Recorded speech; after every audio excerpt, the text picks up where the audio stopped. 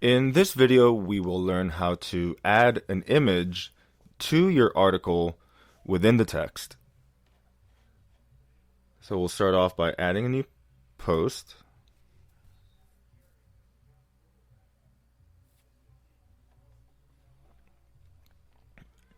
And I have some randomly generated text to simulate an article.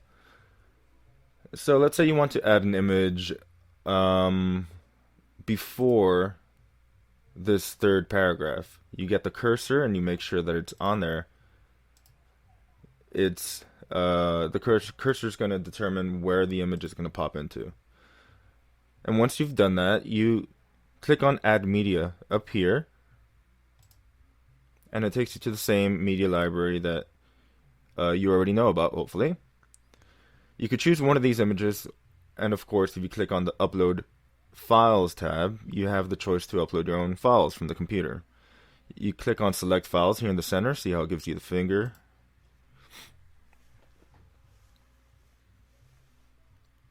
And you could choose from wherever the files are on your computer.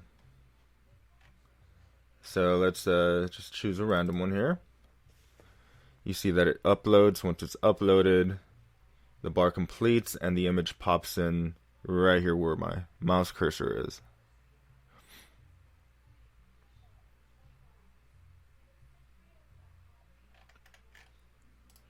You cannot click Insert into Post until this little image pops up over here.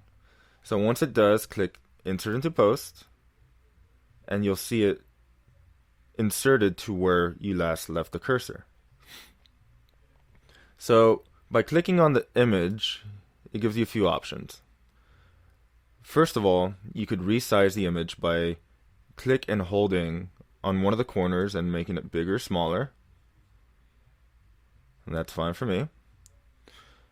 Now up here you have 5 quick options.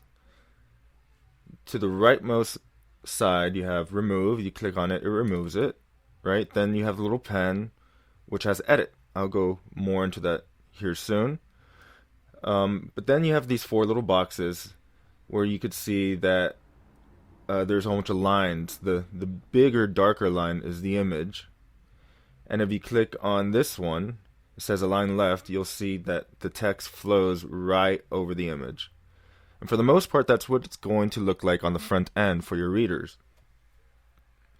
But you'd like to periodically check the way it looks by saving the draft. You click right here on the Publish, you save the draft. Then once it saves, you're able to preview it by clicking on this little permalink. So you wait for the little circle to stop. The page refreshes. Once it does, it's saved into the server.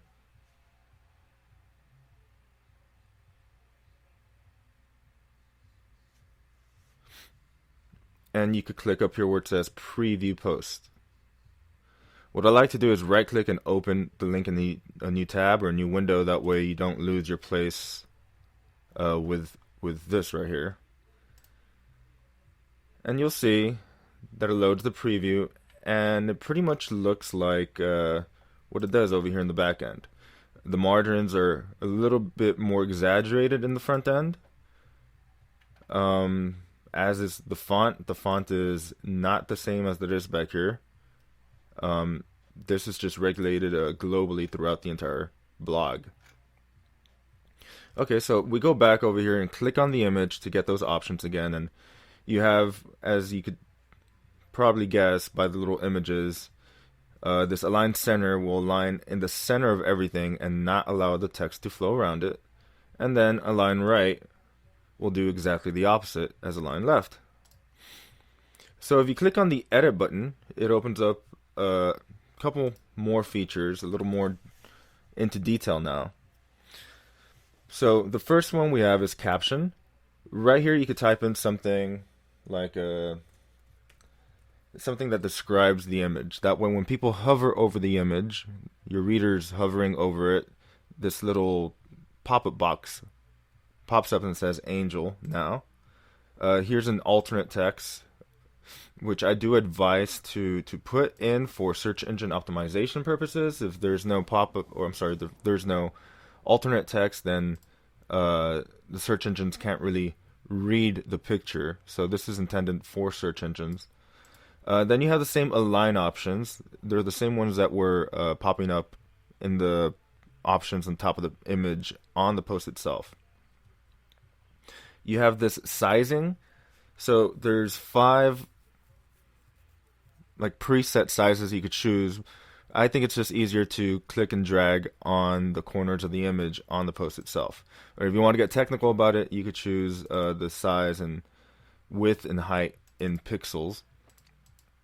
Now this link to, this is kind of cool because it allows you to add a link to the image, so when people click on it, it actually goes to that URL. So if we go to custom URL, we have the option to change it right down here. So let's say you have your own website. You would insert it right here. And now when people click on it, they'll be taken to yoursite.com.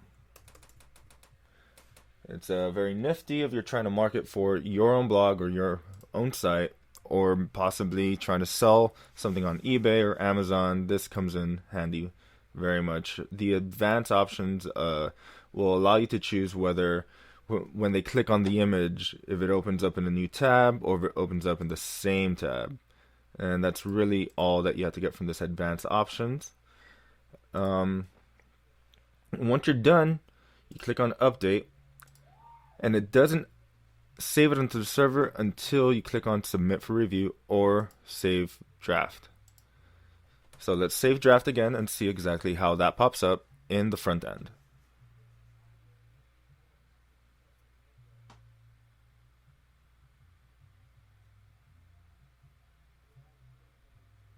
Now that it's saved, it shows you the bar at the top again, preview post. You could always click on preview right here under the publish options on the right side of the page.